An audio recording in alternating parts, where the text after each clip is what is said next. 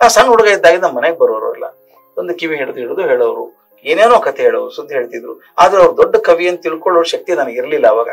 ಅದ್ರ ಮುಂದೆ ಅಲ್ಲೇ ಬೆಳೆದಿದ್ದಲ್ಲ, ನಾನು ಡಿಗ್ರಿ ಆಗುವವರೆಗೂ ಅಲ್ಲೇ ಇದ್ದೆ. ಆವಾಗ ಅವ್ರು ಕಂಡಾಗ ಅನ್ಸೋದು, PhD ಮಾಡ್ಬೇಕಾದ್ರೆ ಬಂದ್ಬಿಡೋರು ನನ್ನ ಕಡೆಗೆ, ನಡಿ ಹೋಗೋಣ ಅನ್ನೋರು. ಸ್ಕೂಟರ್ ತಗೊಂಡು ಹೋಗೋದು, ಅವ್ರು ಎಲ್ಲಿ ಹೇಳ್ತಾರೆ ಅಲ್ಲಿ ಹೋಗೋದು, ಕರ್ಕೊಂಡು ಹೋಗೋದು. ಮನೆಗೆ ಹೋದ ತಕ್ಷಣ ಜೇಬ್ ಹುಡ್ಕಾಡಿ ಒಂದು ಬೆಲ್ಲದ ಚೂರು, ಒಂದು ಪೇಪರ್ ಮೆಂಟು ತಿನ್ನೋ ಅಂದ್ಕೊಡೋರು. ನನಗೆ ಶಪಚ, ನಾನು ಬೇಸಿಕ್ಲಿ ಅದು ಜೇಬಲ್ಲಿ ಏನೇನು ಇರ್ತಿತ್ತೋ ಗೊತ್ತಿಲ್ಲ, ಆ ಬೆಲ್ಲದ ಚೂರಿಗೆ ಏನೇನು ಅನ್ಕೊಂಡಿರ್ತೋ ಗೊತ್ತಿಲ್ಲ. ತಿನ್ನು ಅನ್ನೋರು, ಅದನ್ನ ತೆಗೆದವ್ರು ತಿನ್ನೋಕ್ ನನಗೆ ಆಗಲ್ಲ. ಆ ಪ್ರೀತಿ, ಅದು ಅಸಾಧ್ಯ ಪ್ರೀತಿ. ಅವರು ಶಬ್ದ ಬ್ರಹ್ಮ, ನಿಜವಾಗ್ಲೂ ಶಬ್ದದ ಬ್ರಹ್ಮ ಅವರು.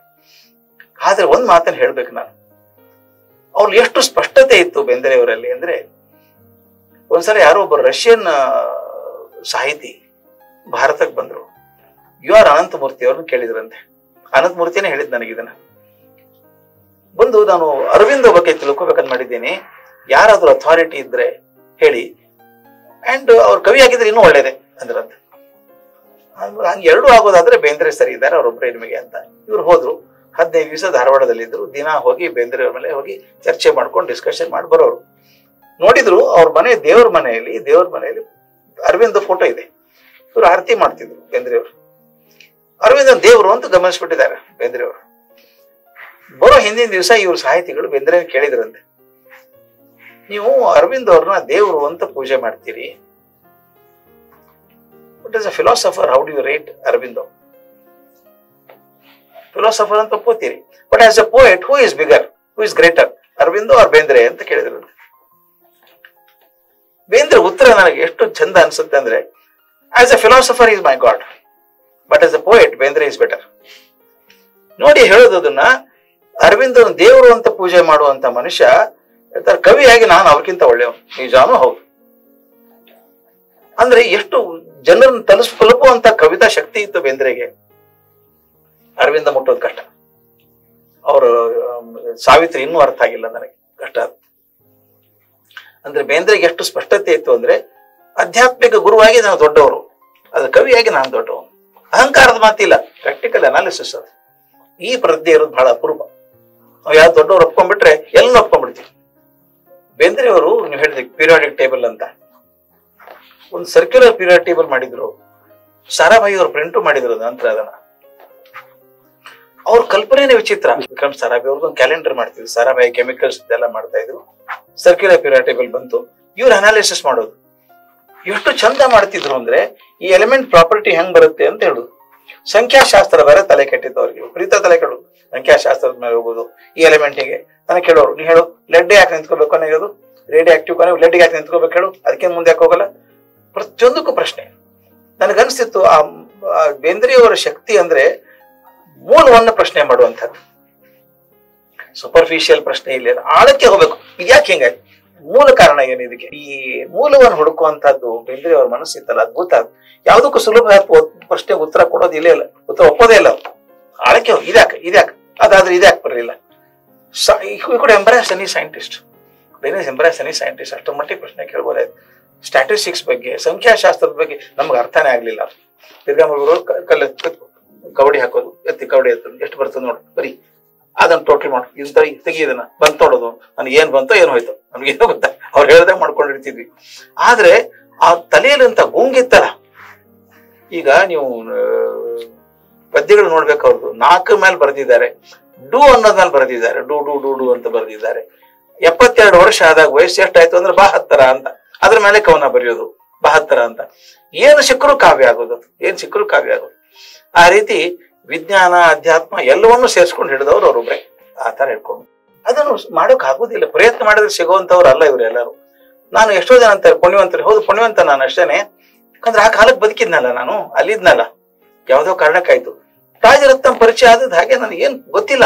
ರಾಜರತ್ನ ನಕ್ಷತ್ರ ನನಗೆ, ಧಾರವಾಡದಿಂದ ಬಂದವನು, ಬೆಂಗಳೂರು ಒಬ್ಬರೂ ಪರಿಚಯ ಇಲ್ಲ ನನಗೆ. ನಾನು ವಿದ್ಯಾರ್ಥಿ ಸಂಘ ಸೇರ್ಕೊಂಡಾಗ ನಮ್ಮ ಸೆಕ್ರೆಟರಿ ಅವ್ರು ಕೇಳಿದೆ, ಶ್ರೀಹರಿ ಅಂತ, ಸರ್ ರಾಜರತ್ನಂ ಅವ್ರು ಎಲ್ಲಿ ಇರ್ತಾರೆ ಸರ್ ಅಂತ. ನನ್ನ ಗುರುಗಳಪ್ಪ ಅವರು ಸೆಂಟ್ರಲ್ ಕಾಲೇಜಲ್ಲಿ ಪಾಠ ಮಾಡಿದ್ದಾರೆ, ನನಗೆ ಇಲ್ಲಿ ಇರ್ತಾರೆ ಮಲ್ಲೇಶ್ವರದಲ್ಲಿ ಅಂದ್ರು. ಯಾಕೆ ಅಂದ್ರು, ನಾನು ಹೋಗ್ಬೇಕು ಸರ್, ಮೀಟ್ ಮಾಡ್ಬೇಕು. ಬೇಂದ್ರೆ ಅವರು ಒಂದು ಲೆಟರ್ ಕೊಟ್ಟಿದ್ರು ನನಗೆ, ನಾನು ಹೊಸಬ ಯಾರು ಗೊತ್ತಿಲ್ಲ ಅಂತ, ಆ ಲೆಟರ್ ಕೊಡ್ತೀನಿ ಕೊಡುವವರಿಗೆ ಅಂತ. ಹೆಸರು ಬರುದು ರಾಜರತ್ನಂ ಅದ್ರ ಮೇಲೆ. ಮನೆಗೆ ಹೋದೆ, ಲೆಟರ್ ಕೊಟ್ಟೆ. ರಾಜರತ್ನಂ ನೋಡಿದೆ, ಗಂಭೀರ ಆಕಾರ, ಯಾವಾಗಲೂ ಖಾದಿ ಬಿಳಿ ಪಂಜೆ, ಬಿಳಿ ಶರ್ಟು, ಹೆಗಲ ಮೇಲೆ ಬಿಳಿ ಟಾವೆಲ್ಲು, ಕೂದಲು ಇಷ್ಟಿಷ್ಟೇ ಕೂದಲು, ಬಿಳಿ ಕೂದಲು, ಕಂಚಿನ ಕಂಠ. ಏನೋ ಅಂದ್ರೆ ಒಂಥರ ನಮ್ಗೆ ಹೆದರಿಕೆ ಆಗ್ಬೇಕು, ಆ ತರ ಇರೋದು.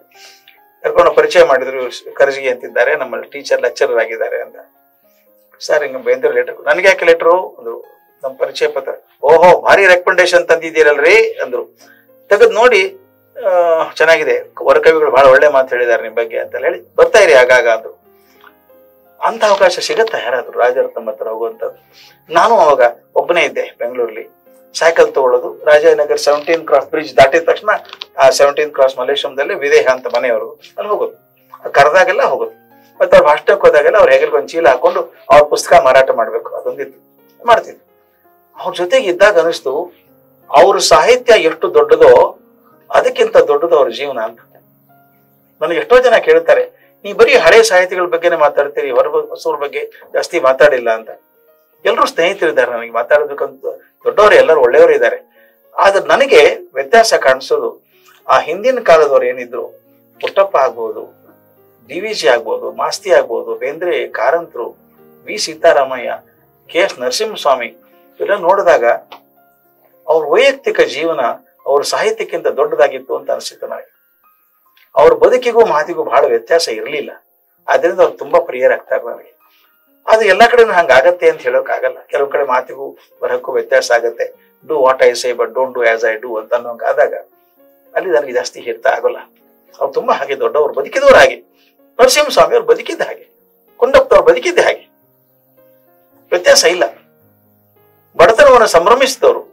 ಮೊಟ್ಟ ಮೊದಲನೇ ಕವಿ ನನ್ನ ಪ್ರಕಾರ ತಿಳಿದು ಬೇಂದ್ರೇನೆ. ನನಗೆ ಬಡತನದ ಅಹಂಕಾರ ಇದೆ ಅಂತ ಹೇಳ್ತಿದ್ರು. ಬಡತನದ ಶ್ರೀಮಂತಿಗೆ ಅಹಂಕಾರ ಇರೋದು ಕೇಳಿದ್ವಿ ನಾವು, ಬಡತನದ ಅಹಂಕಾರ ಇದೆ ಅಂತ ಹೇಳ್ತಾ ಇದ್ರು.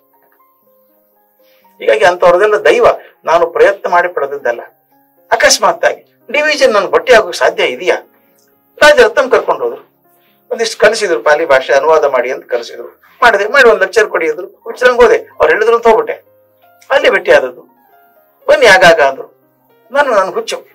ಇನ್ನೊಂದು ನನಗೊಂದು ಅದು ಹೇಳ್ಕೋಬೇಕಾಗತ್ತೆ. ನಾನು ಬೆಂಗಳೂರಲ್ಲಿ ಅಷ್ಟೊಂದು ಜನ ಇದ್ರಲ್ಲ, ಅವಾಗ ಎಲ್ಲರೂ ಯಾಕೆ ಬರಲಿಲ್ಲ ಸಂಪರ್ಕಕ್ಕೆ? ನಾನು ಪ್ರಯತ್ನ ಮಾಡಿದೆ ಅಂತ ಹೇಳ್ಬೇಕು. ಪರಿಚಯ ಆದ್ಮೇಲೆ ನಾನು ಹೋಗದೆ ಇದ್ರೆ ಏನಾಗ್ತಿತ್ತು?